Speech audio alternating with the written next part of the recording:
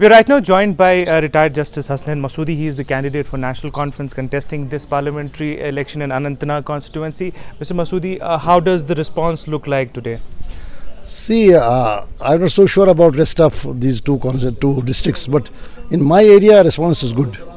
People are responding to my call, to my request to exercise their vote. But there are a large number of areas where we are seeing, hardly any people coming in and coming to cast votes. Yeah, that's right. You see, first is that overall, Pulwama and Shopian have been, hotbed of all this, whatever is happening.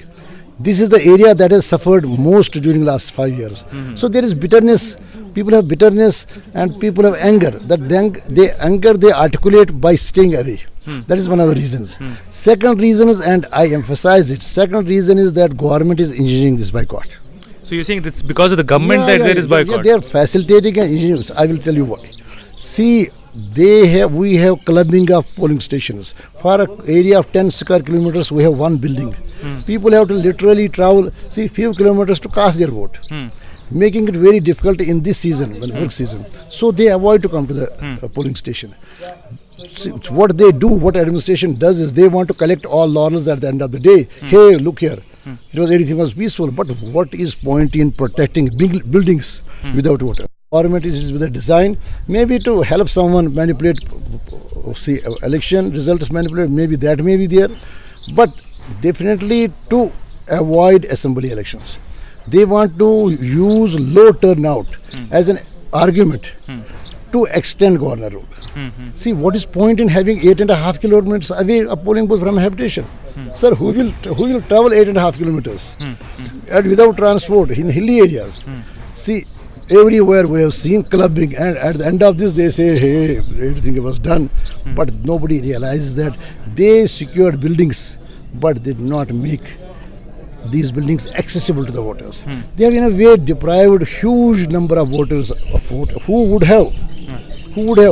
might have come to polling stations, or a good number of them. Okay. But who did not come because it's a lot more difficult. Okay. Near impossible to come to the vote station. Mr. Masoodi, in your rallies, in your campaigns, you talked about Article 370, 35A, also ban on organizations like Jamaat, JKLF. If you are elected, would you be speaking on these issues inside the parliament? Sir, definitely. Sir, it is not all of a sudden, or it is not that I out of nowhere brought up this issue.